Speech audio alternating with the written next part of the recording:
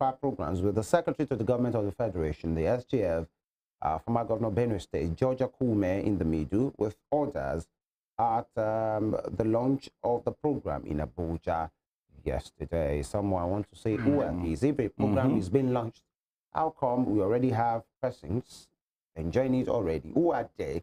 At the launch of a program? Who are they? You know, by the way, but good luck to every one of them. Resigned due to fallout from OPEC background. Ex-SGF Lawal tells Tinubu, that's Babachi Lawal, claims Obi came first, Tinubu third in February presidential poll. We will react shortly, APC says. And the matter of who won is subsidies, PDP, all right? And Governor louds appeal court for sacking senator from his state. Don't accommodate, sell land to criminals. Legislators want Bauchi royal fathers. Right, that's a good one. And Labour Party, that's LP, plays 160 million naira car gift to lawmakers. And I think you read it earlier. That the Labour Party has said its members to reject it. Wait to see if they will reject it. All right. And God's intervention over face-off among Akwa Ibom traditional rulers fails. God's intervention failing. Governor's intervention. Okay. Governors. Beg your pardon. Governor's intervention. I was about to say how who clarifies what has failed or not. Yes, I beg your pardon. Governor's intervention over face-off among Akwa Ibom traditional rulers fails. All right. And at the top strip, Lagos, Kaduna generated enough IGR. A state's cumulative revenue hit 6.6 trillion naira. That's in that report that we stated earlier. Rivers, Lagos, Anambra top fiscal performance ranking as Zamfara, Bayelsa, Benue lead from bottom. Interesting. That will be all from the front page of the Daily Times for today. All right, quickly to This Day newspaper. This Day newspaper is what I have next here. The big bold caption says, FG subsidy on electricity returns. Now 135 billion naira in second quarter. And you have the writer there quoting the Minister of Power, Energy, Adelabu, saying Nigeria needs about $262 billion investment to meet 30,000 megawatts power generation target by 2030. Not even now. 2030. Of course. To generate 30,000 megawatts. Nigeria. Power is quite a very serious investment, actually. It's not something that you can just go to the store to get or get some gadgets to put in place. It has to do with consistent investment over the years for one to see the result. I think that's why that huge amount of money is being mentioned over that period of time. By the way, 2030 is just like 7 years from now. 7 years from now. Yeah. Actually, any serious nation should have a good planning, consistent one, a roadmap in which, even if this Bola Tinubu administration, if possibly they didn't come back again, the successive administration should, even if they come back, the successive minister will know that there is a plan in which you must work with. And I think that's the bane of some of our woes in the nation, inconsistency in roadmap or trajectory, clear direction to go. Because 7 years is not too, it's not too long. And you know, for this kind of money, either it's going to be a PPP arrangement, public partnership or something. It has to be a consistent thing with credibility on both sides of the business. Other stories there, coming further down, the women are here. Okay, who are they? I think that's the Mrs. Folashade Yemi's son there. The head of the civil service of the Federation. You also have other women there. The Minister of State for Labor. Nkiruka. Yep. And the Minister of Industry, Trade and Investment. All right, that's Doris Anita there. What are they doing? You want to know? Please pick a copy of This Day newspaper. And quoting Babachi Lawal, just as Femi reeled out from the dailies he took earlier, Obi won 2023 presidential poll. Tinubu came distant third. But is he not an APC member? But then, okay, you're not in the position for me to many persons are within a particular party and they work for other political parties. It's obvious. Now, we look quoting many across the divide, not just within not just APC. within, So. All right. Moving just above the main plate there, U.S. President Biden visits Israel today as hundreds die in Gaza hospital bombing. Sad. So sad. Bombing of a hospital. Honestly, I saw that video, that report on one of the cable stations last night while I was at home. I was like, God, you could see parents. Was that intended? Yeah. It was just. I don't want to say yes or no, but because even in the rules of engagement of war, don't attack such not places. the hospital. Yeah, don't attack such places. I don't want to say and this is Israel becoming ugly. Okay. Thank you. Actually. That's just there. And quoting His Royal Imperial Majesty the Pope, who has actually called for peace, just like every other, the Sultan of Sokoto, His Royal Majesty has. So the whole world is calling for peace, peace, peace. Looking at the lives that have been lost within the space of about 2 weeks or thereabout now. It's in thousands now, on both sides. This more than 1,000 on each side, more than 1,000 on the other side, are basically, mainly, but sadly, civilians are the casualty. Are the most part of the casualty. And that's why some nations are saying there should be peace, you people. But even if that can be achieved, you guys should spare civilians in all of this. Both sides. If it's about military against militant, go ahead and have your time. But there should be, you know, some kind of understanding for the civilians that are involved in this, because especially when children, you've seen those gory sites of videos of children that are affected, fatally affected, which is needless. And I keep saying these are supposed to be future presidents, future ministers, future ambassadors, that their destinies are being cut short. We just appeal and we pray that there should be peace there. Moving further up on this story, Media Certification Board to license journalists in Nigeria. Media Certification Board to license journalists in Nigeria. You want to know why and what that means? All right. You can, preparing to be licensed. Get your documents together. All right. I'll put them together. Declare emergency on drugs, narcotics abuse in Nigeria. Senate urges President, please do. And quoting the Vice President here, Shetima, strategic partnership between Nigeria, China, key to Africa's development. And says Tinubu's foreign policy drive boosting investors' confidence. All right. That will be all from this day newspaper for this morning. All right. That's a good place to leave it for today. As we do usually, we'll go on a break right now. When we'll come back, the conversation will start. The renewed hope, conditional cash transfers, 5,000 naira to 15 million households. Who are they? Is there a list? Is there a database? How will these persons be to determine who are this 15 million? How will these persons be contacted? Of course, in one of the papers, you could see the picture. And that's why I was humorously saying, who are they? When the program is being launched, and it's been launched with some persons, you are just passing the information, and people already having dummy checks. How do you get these people? From which part of the country are they from? We look into this and the implication on our economy, because it is meant, according to the government, to reduce poverty.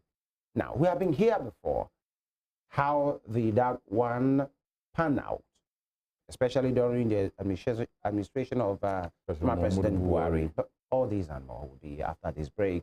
Please stay with us.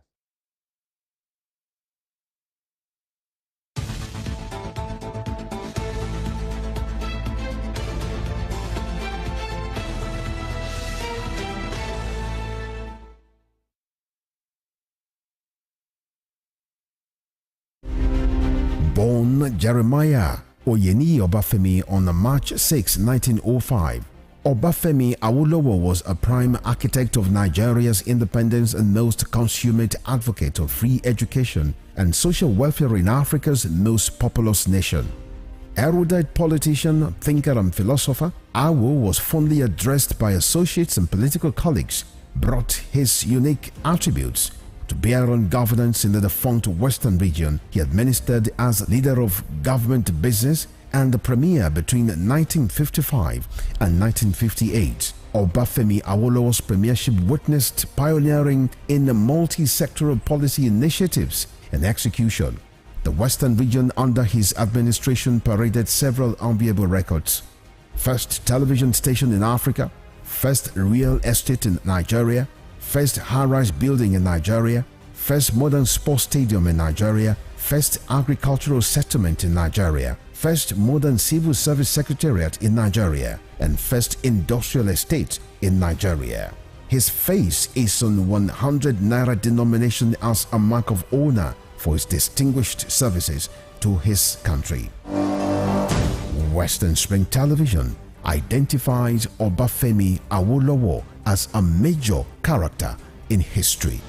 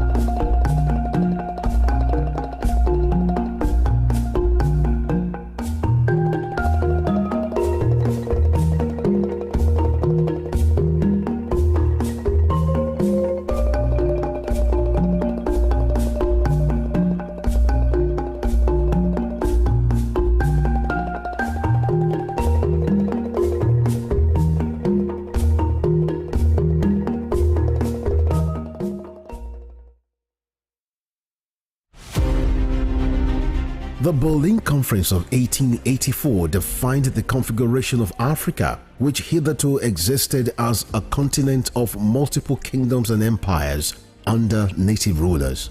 The conference, otherwise referred to as Congo Conference, regulated European colonization and trade in Africa as initiated by German leader Otto von Bismarck. The Berlin Conference is often called the scramble for and partitioning of Africa, as each of the imperial powers carved separate portions of the continent for themselves without recourse to racial and cultural identities and differences. 137 years after the Berlin Conference was held, Africa remains a legitimized playground for European nations that sought to exploit its wealth and resources and manipulate its human capital to promote trades and investments of Western powers. Western Spring Television identifies Berlin Conference as a major event in history.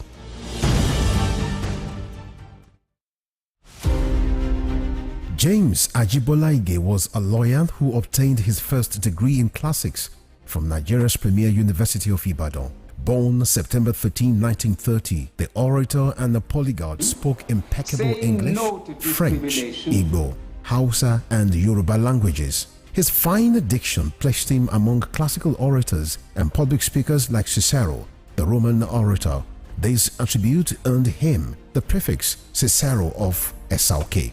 He authored Kaduna Boy, an autobiography, Detainee Diary, Constitution, and the People, among 6 other books. Bolaige was a colorful politician, elected governor of Oyo State in 1979 and appointed a federal minister in 1999. He was a pioneer founder of Afenifere, the Yoruba social, cultural, and political group. he invested his political sagacity to propel the group to the height of political leadership and decision-making in the southwest of Nigeria.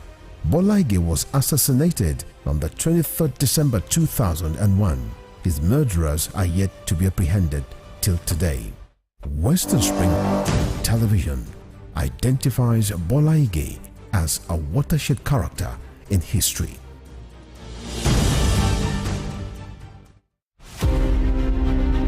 The British Empire was the largest and the most powerful in the world.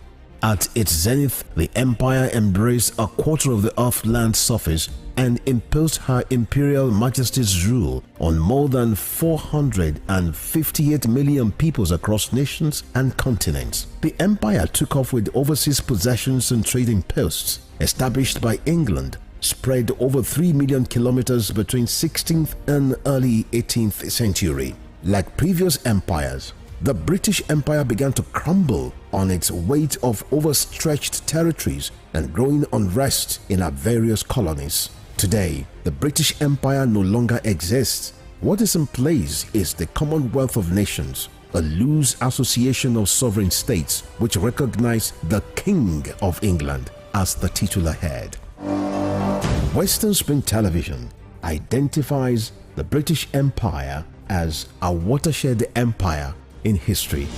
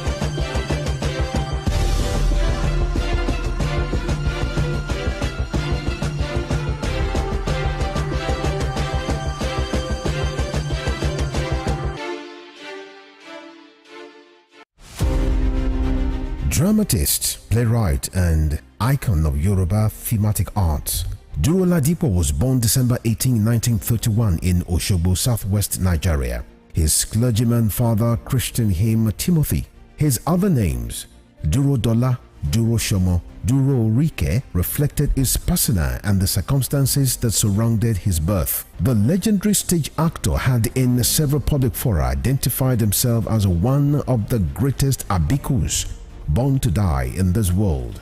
Family records reveal how he was born and died 13 times. The intertwining names he bore thus lent credence to his spiritism. Duro Ladipo was one.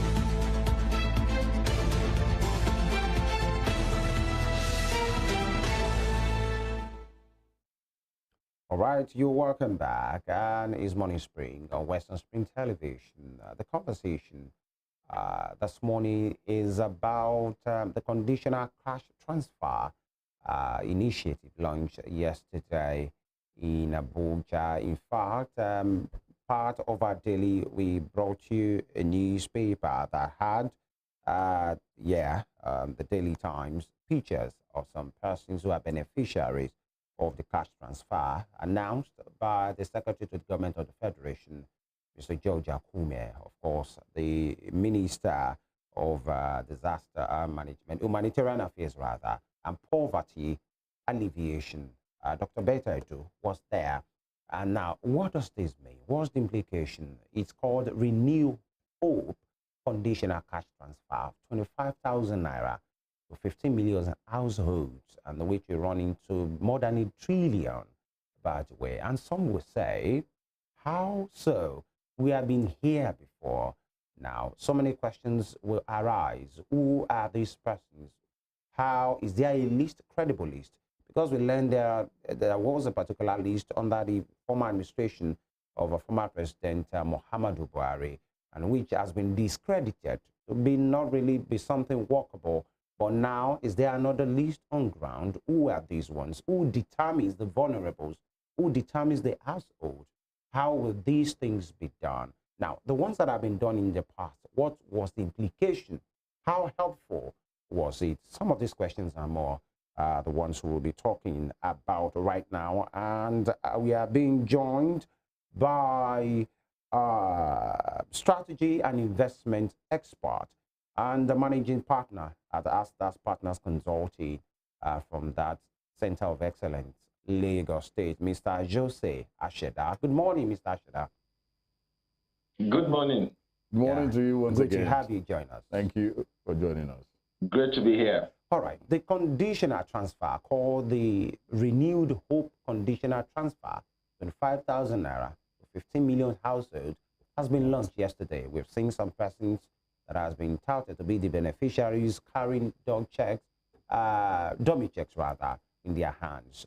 One will say, how helpful will this be? The government are saying it is meant to reduce and alleviate poverty, especially to the vulnerables. But knowing fully well, some will say we have been here before. It was done under the administration of former President Muhammadu Buhari. How helpful was that? Was there any result? Was any poverty reduced in the country? Now, Tinubu's administration is going almost the same way. Take us through. What do you make of this? Honestly, the question you ask, perhaps if all the list of questions that you intend to ask in your introduction that I've listened to, perhaps I'm not the best person to ask those kind of questions because I am completely anti what is it that is being done, conditional, cash transfer. But let us in your the reason being discussed, my philosophy is slightly different. And for people in my field, we deal with a lot of data and information. We don't just talk for the sake of talking. First and foremost, it's not going to do anything. The one that was done by the former administrations did not reduce poverty by any means. We have more people than the number of people in poverty increased by more than doubled during that administration. So clearly that would tell you that conditional cash transfer does not do anything to poverty reduction. As a matter of fact, if we have to go by the data, we'll say that it deepens poverty. So, and then again, I don't believe that our vulnerable people and families, what they need is cash handouts. For example, you want to talk about 25,000 naira in a month for 3 months.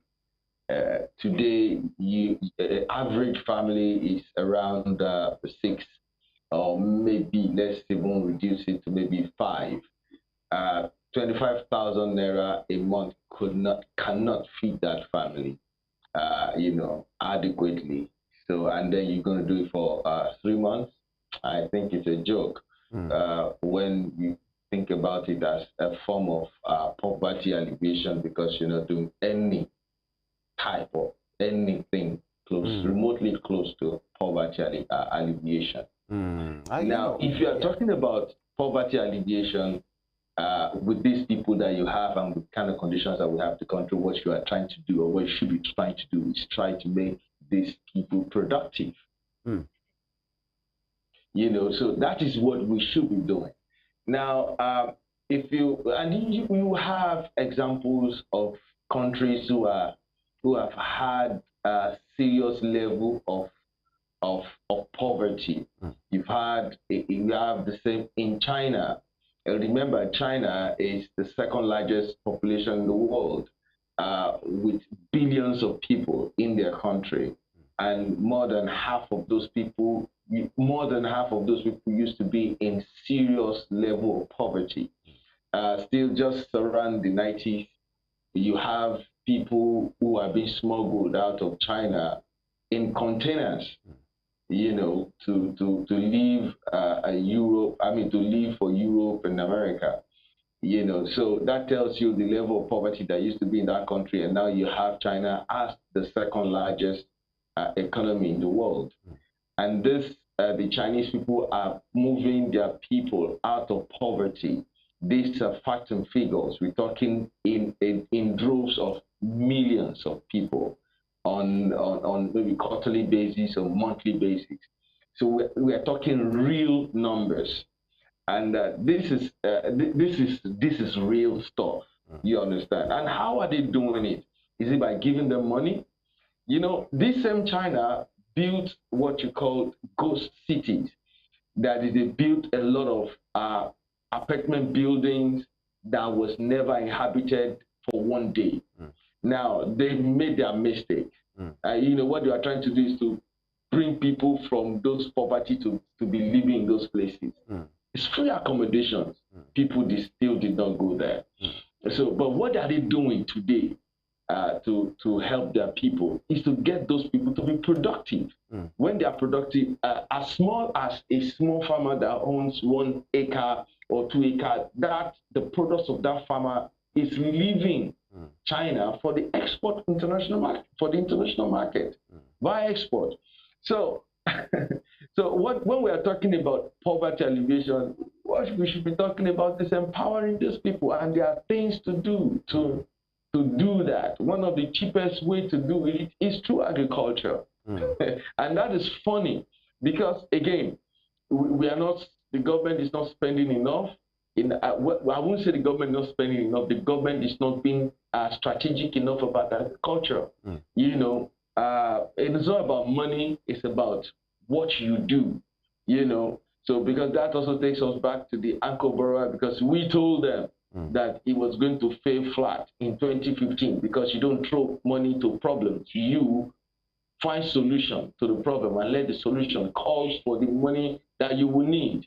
So these are the things that we are actually talking about. So unless you are doing something in this direction, for me, that's why I said I'm not the right person to be asking that question that you're asking, because I know that it's a zero effect. It has nothing to do with poverty alleviation. It cannot have anything to do with poverty alleviation. It cannot help nobody. The people that receive it will come back next month. And I think it's more like a poverty deepening program, so that our people will be dependent on the political class, which should not be. And now, because all of us are paying the price. Now, I will give you a data. The 1/5 of the world food production is produced in China by these same poor people in court. And these people are making, they're using their money to feed. I've seen it. You see, if I have not seen it, some other people may have not seen it. I've seen it, I've seen it, I've seen it, I've seen it. I can't unseen what I have seen. You understand? So when you ask me this kind of things, you know, it just, and let me tell you the truth, for my our consulting firm, normally we would try to talk about some of these things that whenever these policies come out, we try to tell them, look, this will work, this will not work. And a funny thing is that we find out that most of those things don't work. So we hate to be like broken record. But you know, what we're trying to do now is to be a part of the solution by bringing solutions to the table. I know that my people have something right now with some state government. I hope they will consider it, they will look at it and consider it as something that's worth doing, in to be able to bring our people out of poverty by getting them to be productive. All right, Mr. Aseda, can you hear me? I can hear you. Yes, you know, one will say that immediately I asked that question, you said possibly you are not the one to ask. By the way, that's why we have you here. Your opinion is your opinion, and is highly respected. Is either for or against, or to show the way. And where you ended it now, all of us, all we are looking for is a way out, a solution to some of these challenges. And that's why this program is being held, to have this conversation, very deep one. And, you know, one will say that yes, you have laid down your opinion on it and say it has never helped and it will never help anybody. But when we say, considering the situation at hand, the removal of the subsidy on petroleum, the attendant pain it has cost the people, and what is going on, the multidimensional poverty. In fact, the coordinating minister of economy, Mr. Wale Edun, himself said yesterday that 84 million living in poverty is not acceptable to Tinubu, and that's why they are rolling out some of these plans. But some will say, for whoever gets that kind of amount, is it not left for the person possibly to have something gainful to do, to be industrious with it, because he said it's meant for the vulnerable? And some will say that, okay, maybe that person can still make do of one or two things to make business. Is it not possible, or you just feel it will end up being consumed? Well, you need, we need to be clear about this thing. All right. You know, one of the things that we do is that we are business professionals. So I can tell you straight up, okay, give us your business problem. We can tell you straight up what can and cannot work. I can tell you 25,000 naira to somebody living in abject poverty can do nothing. It's difficult for me to be able to put all of these things together, because we are people that see the data. We look at the data, we look at the information. Let me give you an example. Please. Nigeria, if you break down the GDP of Nigeria, Nigerian GDP, agriculture contributes between 24 and 26%. I mean, 24, as high as 28% in some years between 2009, yes, and today. The contribution of agriculture to the GDP of South Africa is 2.26. The GDP, the contribution of agriculture to the GDP of Canada is 2.2. Now, I will put you on the spot if we have the time. Okay, what do you think that is? What do you think it means? But let me just break it down. Yes, please. For our audience. And you know, a lot of people who are in agriculture probably say, yeah, we contributed. Yeah, it is that contributed is an economic word. It does not mean that you had. You understand? You know, it actually means that you take away. Now, GDP is a measure of what is being produced in a country, or what is being consumed. So it's a measure of how much, so you can measure it by going to the industry and find out how much is your production for this year. Or you go to the consumers and find out, okay, how much are you spending on the products of this industry? That is consumption. So for you that are here, you're there, and all our viewers, you said, okay, of your salary, how much do you spend on food? How much do you spend on petroleum? That is why contribution of agriculture is higher than oil and gas in our GDP by far. Okay, so it means that we spend the bulk of our earnings on money or on food. That's what it means. So it's the average of the spending of people across Nigeria on food. That was what made 26%. Do you understand? It means that 26% of our, on the average, we are spending 26% of our income on food. Meanwhile, in South Africa, they are spending 2.26 on food. In Canada, they are spending 2.2% of their income on food. The highest contributor to GDP in Canada. Hello. Okay. By and large, I think we're having a little bit of hitch network-wise, but definitely once Mr. Aseda is back, we will connect with him. But Looking at some of the analysis he's giving to us at this moment in time, Yes. what is the amount of, what is Nigeria's GDP on food consumption and basically on agriculture? Yeah, First I think that's what it was trying to pass. I'm very much interested. Honestly. The percentage of people's income being spent on food has given that of Canada. It's given, I think he said 2% for Canada. And so you and I know that we don't have to be professionals to know how much of our income goes on food here. Talking about the agricultural aspect. All right, we've just been told that Mr. Aseda is back. Thank you, Mr. Aseda. Briefly. Okay. If you are giving that, hold on. Yes. If you are giving that 25,000 to those people, they are going to spend 100% of it on food. That's where I'm going. So there's no productivity coming out from it. It's because our people do not have clear understanding of these parameters and these things, these measures. So they do not have the right policies that will actually bring results. So when we say that, we know what we're saying really. So it's an average. Some people will spend 0.5% of their income on food. Those are the big men. So for you that you are in the studio, you check yourself. Maybe you are spending 50% or 60%. All right.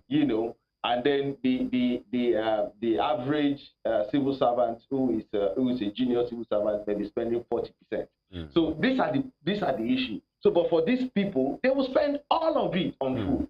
So that when you give them certain amount of money, that whatever you are going to give to them must be something that will take care of their food and domestic issues first and foremost, and then with enough left to handle business. So even if you are giving them 200,000 on a daily basis, it will take them at least 6 months to be able to set up a viable business. So 25%, of course, is everything goes on food. So we know what we're talking about when we say that it can't work. And the only places that we can do is to help directly to build a business for them. So and building a business for them, agriculture is the easiest one. So where they produce, you help them to take it and take an high value market, and they get income from that. And then they can plan themselves once they know that this thing is regular. Do you understand? And then you can move on from there. And if it is agriculture, because we have looked at it deeply and closely, so it may be another time we talk about it. How do we make that industry, viable and make it more productive? Then we can talk about it some other time. But right now, with regard to this one, everything is going for food. No production coming out of it, definitely. Now, Mr. Aseda, help us out with your line of profession.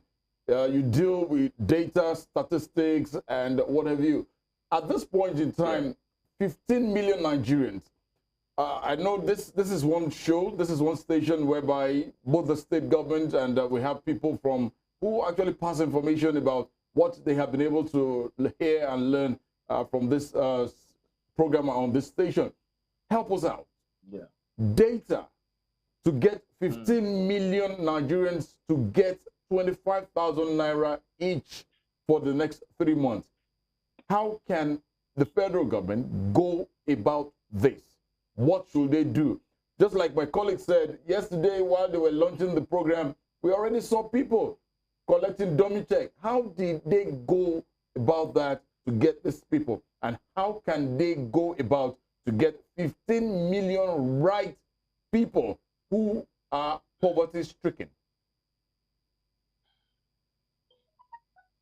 Yeah, I think we have the structure, political structure that we can follow. You have on the they are at the ward level. You have some at the council level, which is local government level. You have at the state level. So the ones at the ward level can actually, they know them. They at the ward level, Yarisi, Yamulika, Baba Lasisi, Mommy David, all those ones. So you can collect their name and then they can pass it through that line. So it is possible. That they can't do that is not. For me, it's easy. It's easy. It's not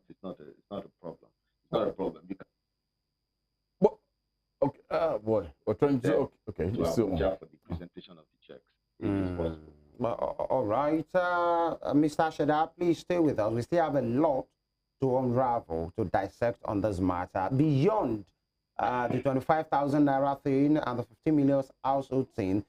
The basic point is about poverty and its alleviation and its eradication, or by the way, reduction in our nation, because it's so obvious. But then what do we do about that? You have made some proposal and the way to go, but then the nitty-gritty is what we'll be delving into. We'll go on a short break right now. Please stay with us. We will be right back.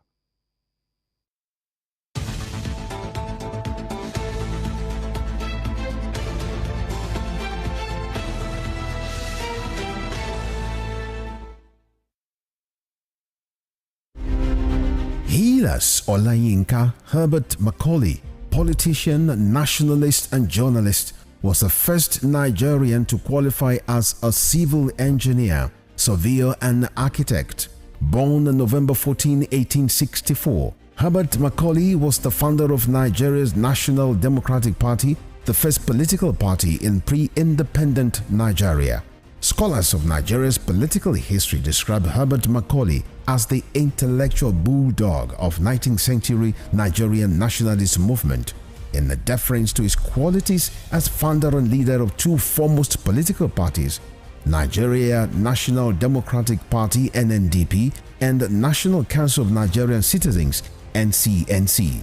His matchless versatility in party organization and control kept the British colonialists on their toes in the entire span of his active life. After his death on 7th May 1946, Herbert Macaulay remains a hero of his country, which recognized his anti-colonial struggles. Today, Nigeria's 10 naira coin bears his oval face and trademark mustache. Western Spring Television identifies Herbert Macaulay as a major character in history.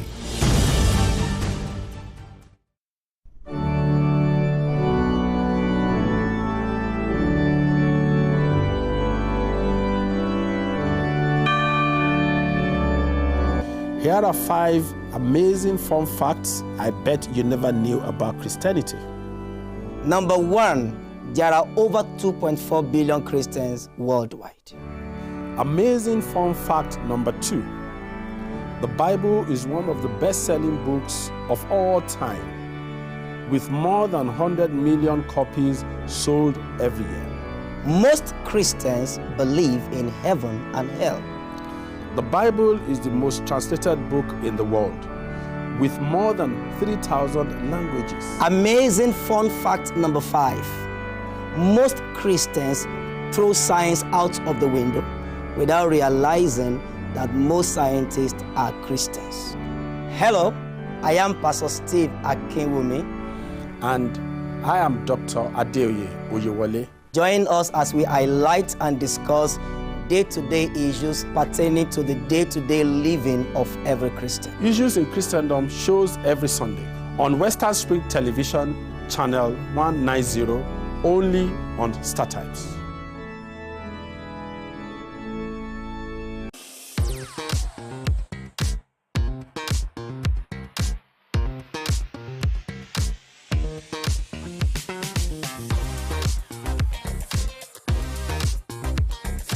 Turn it up! It's the Wild Wild West, and Western Spring Television is pulling out all the stops to make sure that you don't miss out on every of the fun and happenings around you.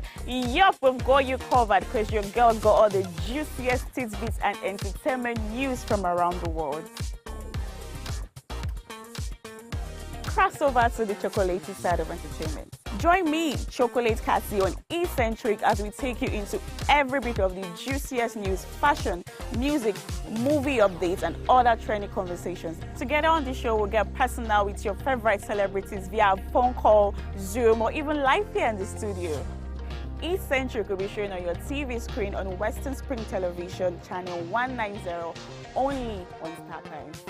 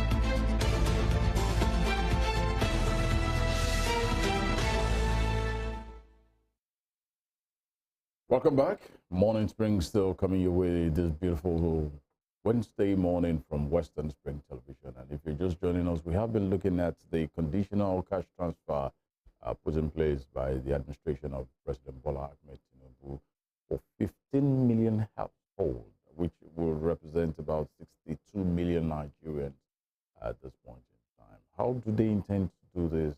What are the process? What's the procedure? Will these solve the problem of poverty in Nigeria? And before now, we have been speaking with Mr. Jose Aseda, a strategy and investment expert and managing partner, Aseda Partners Consulting Firm, all the way from Lagos.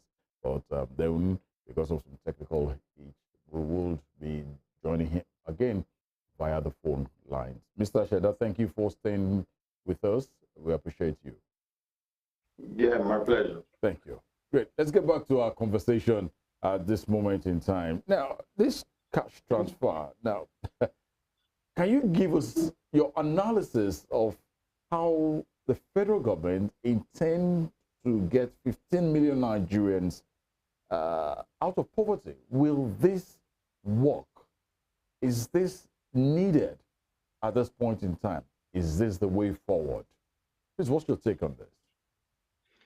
First and foremost, you know, I've said this before that what I know, I cannot unknown it. You know, so I don't believe in it. It cannot work for poverty alleviation. To my mind, it will only deepen it. However, I understand that, you know, people are in so much pains and all that, and they will need some form of a succor. This is what it is, just a form of succor for the people. So whatever we can do in that direction, I think it is welcome. That the government can reach, to answer the question of whether the government can reach 15 million Nigerians who are vulnerable, I think it's possible. You have politicians within the parties that are at the ward level. So the politicians at the ward level, they know specific people in their community that are very vulnerable, and they can put their names together and forward it, you know, to the local government level, through the states level to the federal. So the only thing that you would say is that, okay, you know what, the names must be only from the ward level. Yeah, because that's where you have those people. You can't have them at, you can't tell me that a chairman of the local government is closer to the people than the people at the ward level. The people at the ward level are the street people. They trek around from one street corner to the other. All right. So you can actually look at those people. I have no doubt about that. You know, putting the figures together or putting those names together, I have no doubt concerning that. Yes. However, the only thing that I would say is that the number of people in that category is more than double of that 15 million. It's more than 30 million people that you find. Yeah. You know, so how do you manage to service like twice or thrice the number of people that are vulnerable with just a third of the supplies or the resources that needed? All right. So, Mr. Aseda. Yeah. All right.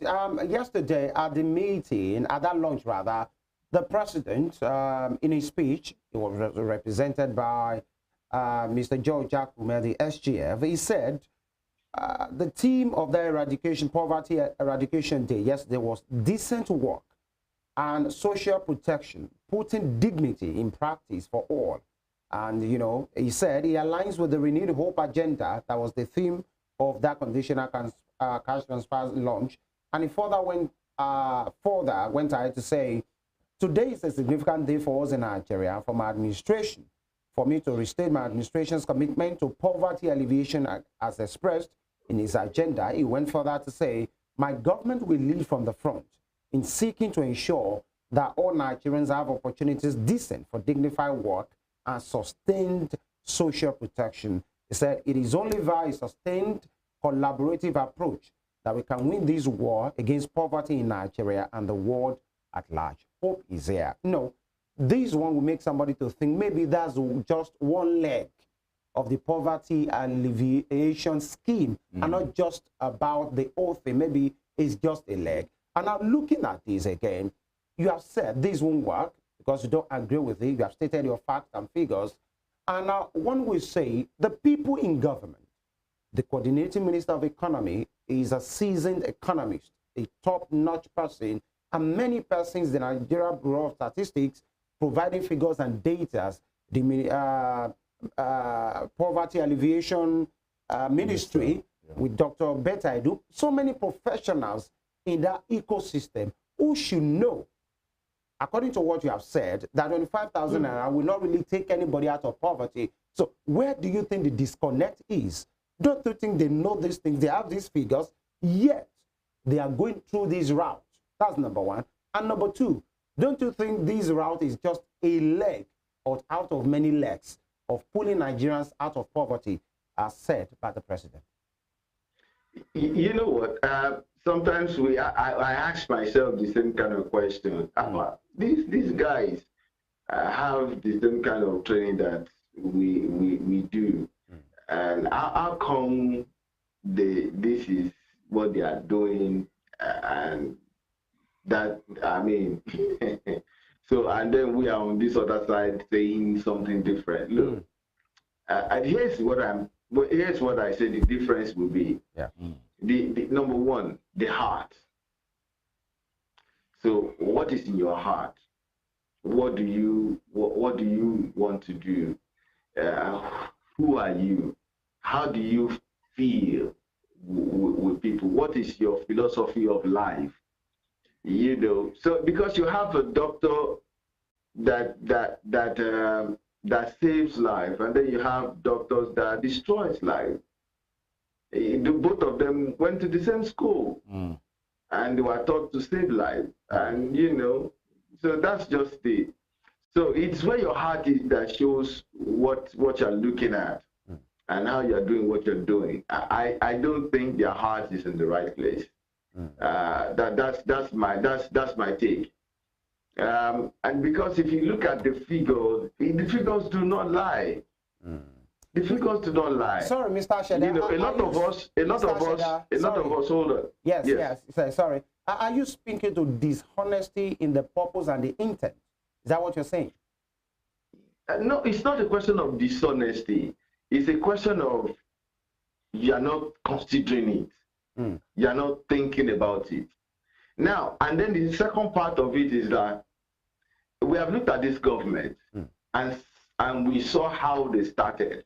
Look, for one of our jobs, my main field is strategy.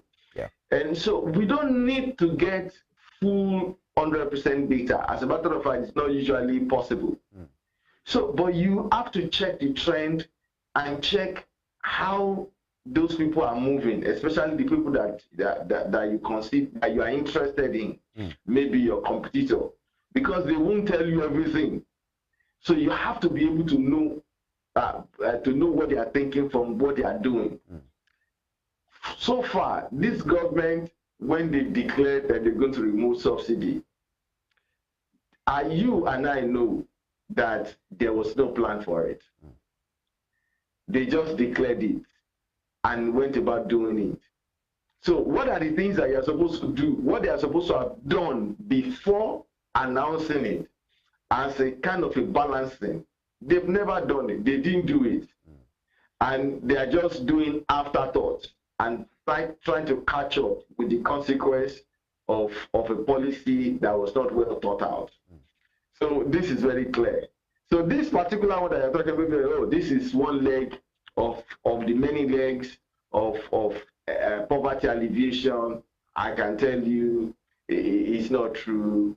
Because if you have to be able to, if you want to do that, you will say, okay, I'm saying, oh, we're doing this one, this cash transfer, we're doing this one, we have started this one, this is where we're going, these are the people that are going to do it. This, you understand? All those things ought to have been in place. As I'm talking about this one, all the other people are doing their own jobs to ensure that there's balance in the system and that the people are able to get what they need. For this cash transfer, you remember that they wanted to do it like 2 months ago or maybe 3 months ago.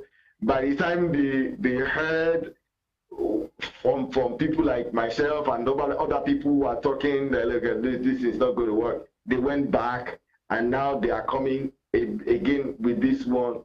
So look, you and I know that except we want to deceive ourselves, that plan is not on the table. But we are also working, by trying to put the solutions out there to help. This government, I don't know anybody in this government, but there's tweets, and we have tweeted that I have tweeted at them with regards to solutions that they could do. Right. Number one, you said there's no forex. So what are you doing with regards to fast tracking exports? It's not just about promoting export by word of mouth. If you go to countries like China, which we've mentioned, the small people have the opportunity to export their product into the international market. So small people, as in very small people, people who are running macro businesses, because they made their export like a free super highway. So that is what we needed to do. This government needed to have appointed somebody in that direction. I put it like somebody like a late Dora Kweli. NAFDAC has been in existence since 1950s. But we do not know the impact of NAFDAC until that woman came along in the year 2000 or thereabout. And then she blew up the organization. Everybody knew NAFDAC, home and abroad. So we needed somebody in that class that will create a super highway for exports. So when that happens, then you can get forex. This is the kind of thing that we are asking for poverty alleviation. So you need to have something that you need to do to bring local people into productivity. Productivity that actually work. Most of what we need is in the real industry, not trade and service. Do you understand? When we're talking real industry, we're talking about agriculture, manufacturing, real estate, and so on, that produce real value. So get your people to be productive in that direction. And I can tell you the model for that for agriculture, because we find us talking about this kind of thing and then So what we say, I put my people to work to come up with a real solution, workable solution that we spend months and our resources to be able to develop. And we take data not just from Nigeria, but from different parts of the world to be able to look at what can we do, to bring our people out of poverty. All right. And we find that the cheapest direction, the cheapest way to go is agriculture. And then you can then begin to build value addition along the line. So what we're saying is connect this, and I find that it's not something that is new. It's something that some other people have been talking about. For example, the former president of the International Fund for Agricultural Development, Dr. Kanayo Nwanze, he has been talking about it for years. And then you have other people who are talking, and some of these things have been executed in other parts of Africa and to get results. You know, whenever they say they are trying to help the farmers, what they do is to rip the farmers off. So the farmers produce and they carry whatever the farmers has produced at the farm gate prices and then leave. You know, go and process it and then do whatever they want to do to it, and left the farmers high and dry. Sometimes the money that they get from it does not cover their cost well enough. But what we're saying is that get the farmers to produce, do a reasonable processing, which is like dry it, shell it, and then connect that farmer to the high value market. The Dangote flour for meals for crowd now, Golden Penny and so on, Honeywell that are using maize for their product like cornflakes and what do you call it, semo and all that. Yeah, they use dry grain. So get our farmers to produce dry grain, and then link them up, aggregate what they produce.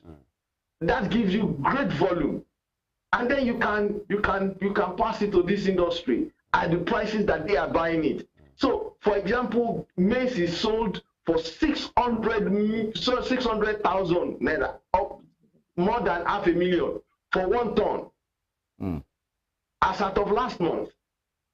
If our farmers are getting that one, it may be it's producing one ton, and it's not possible to produce 1 ton on 1 acre or 1 hectare of land. You can produce far more, like 10 tons.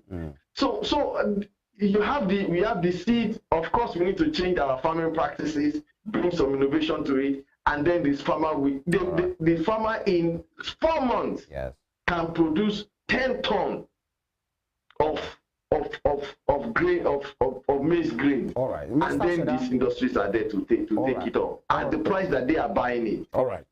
So yeah, Mr. Aseda, for the want of time, we like to be applying the brakes briefly here. But before that, you spoke about having people of character to head institutions so that these things will work. You made mention of the late Dora Akunyili, who came to NAFDAC and made that change. By the way, NAFDAC was established in 1992, and Dora came in 2001 through 2009, and everybody, even after her demise, people are still exploding, stating the importance of having... Oh, please hold on. That organization was set up in 1950s. Okay.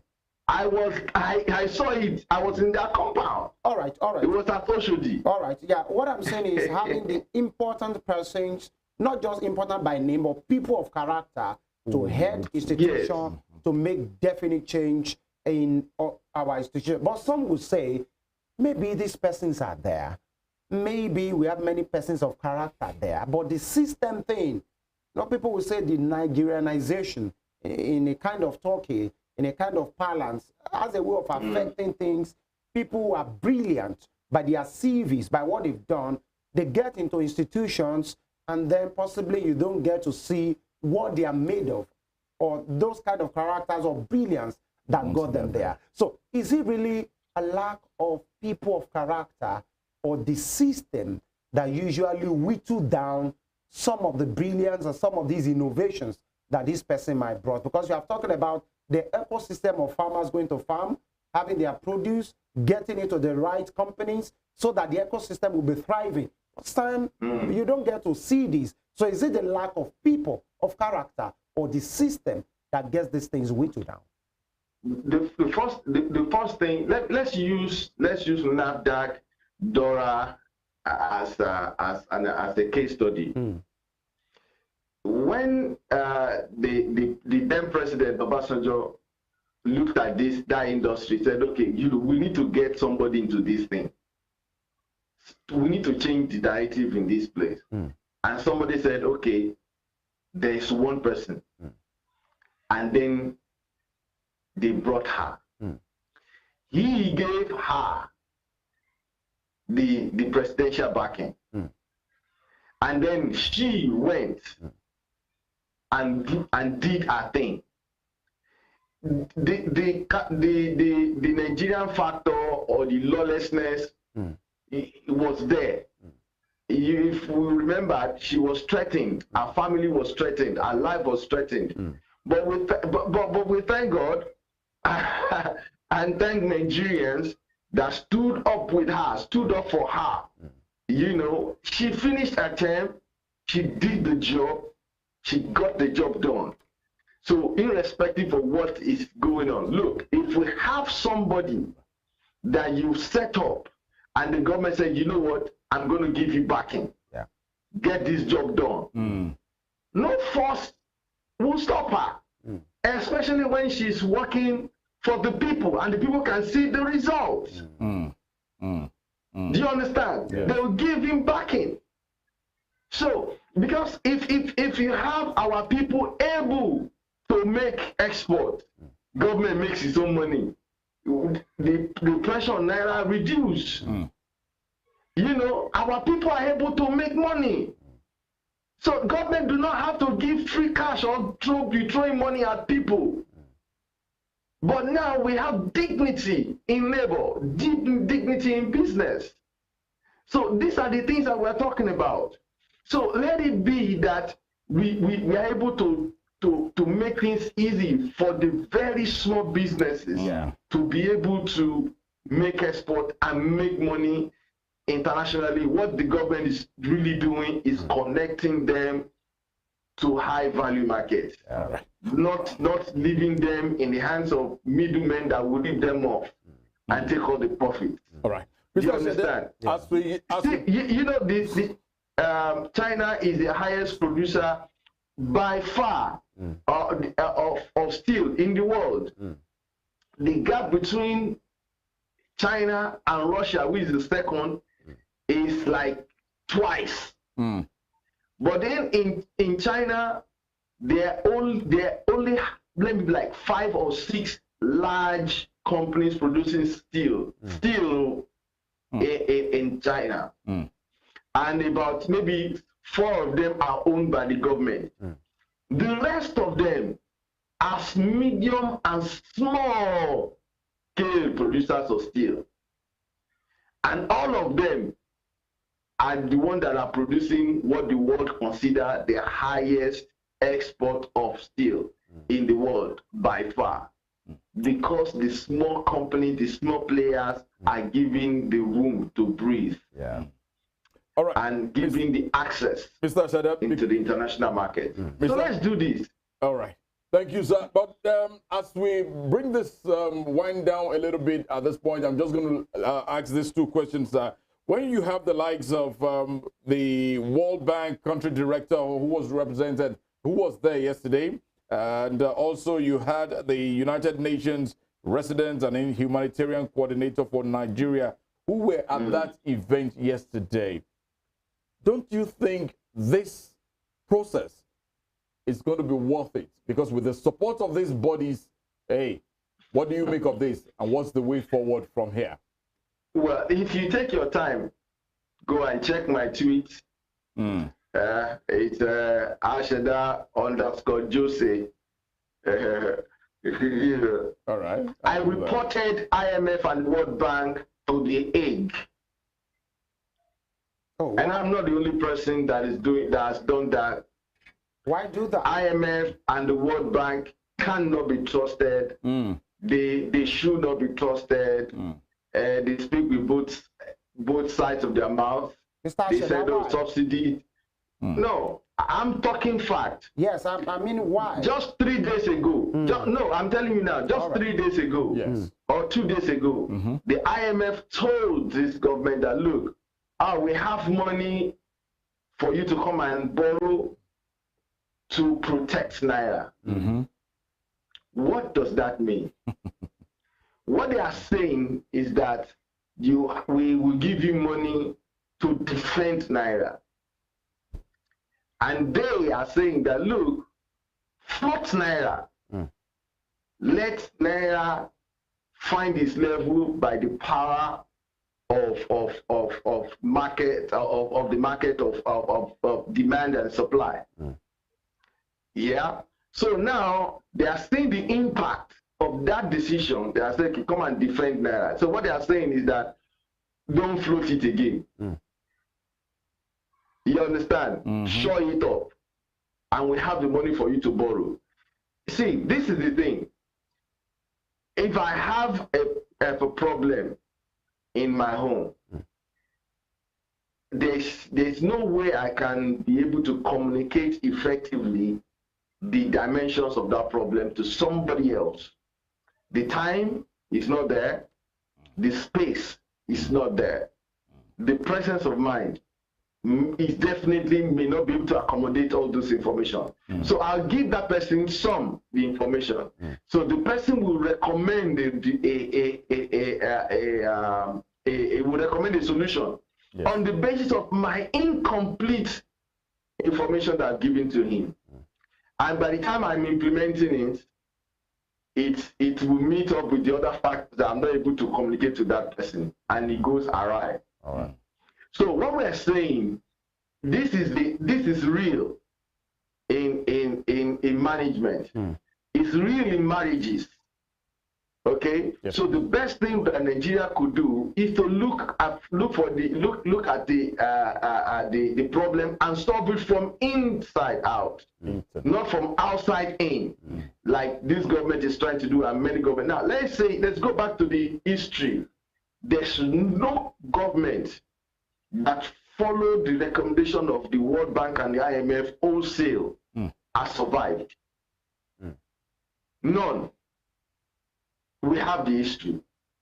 I can recommend to you a book called The Money Lender. So you can go and study Anthony something. But The Money Lender is an old book that every finance student should read. So it chronicles the beginning of banking and shows the effect of those recommendations from IMF and the World Bank. They cannot love Nigeria more than we love ourselves. So I am telling you, let's solve our problems from inside out.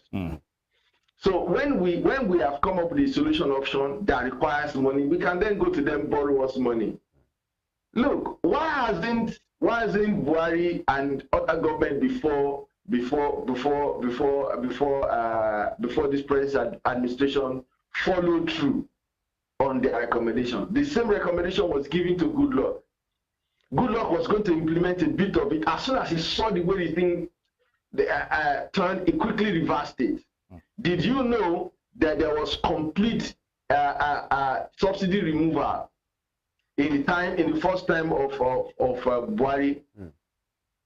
Yes, now you guys are pressed people. You should be keeping track of this information. We are. Yes, go ahead. And then, as soon as they saw the thing going, they were very quick to react and quickly bring back the subsidy. Yeah. That was why he went from maybe like 70 something naira to 120. So, but what we are saying is that subsidy is with the subsidy regime.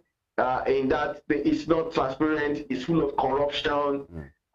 You need a major audit of that system and an analysis of that system to be able to know exactly where the problem is. Okay.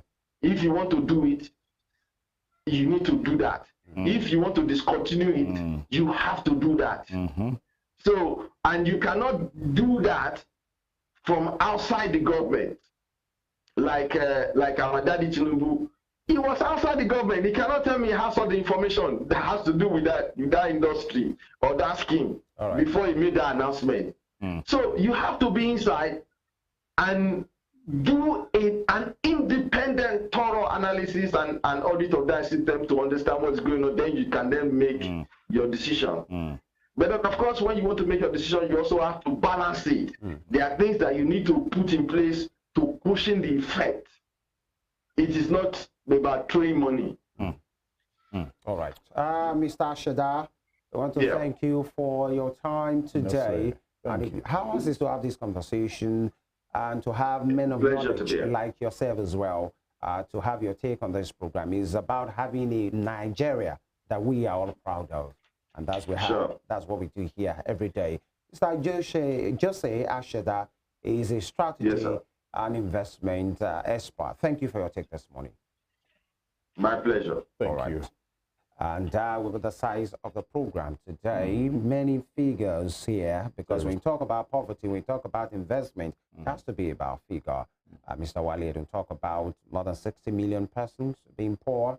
In June, the World Poverty Clock said more than 71 million people are extremely poor.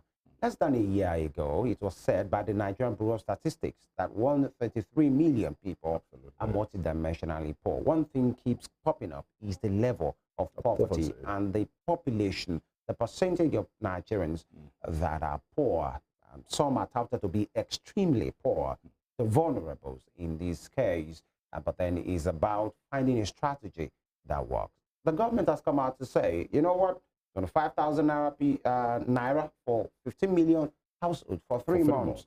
How will these help us? How will these help the economy? Mr. Jose Aseda is not believing in that because he believes it will just end up being consumed on money, and he gave his reasons for that. But then you make of what you think on this conversation today. We'll be back tomorrow to have another interesting conversation on matters of public importance within or beyond the shores of Nigeria. Please do well to follow us on all our social media platforms, on X, on Facebook, and on Instagram. And the program is always live on our YouTube channel. Please like, share the content. And of course, you can have the recap of this program on the YouTube channel at Western Spring Television. Femi Ojo is my name. God bless Nigeria. Thank you to our very esteemed viewers all over the world. Thank you for being there. We'll be back again tomorrow, and not forgetting the entire transmission team as well. It's been a pleasure working with you, and thank you for being there. Tunde Idowu is my name at Irresistible TD on X. We'll see you tomorrow. Good morning. I was born and raised in Nasarawa State. While I was teaching there, I had colleagues that were Muslims. So during this big Salah, 2-3 months before the time, they sent for rams from the far north, and they buy them at cheap rates. Then they bring them to the school compound and keep them and start to feed them there. And I believe the rams in their mind, they'll be like, my new owner loves me. That is why they're feeding me, not knowing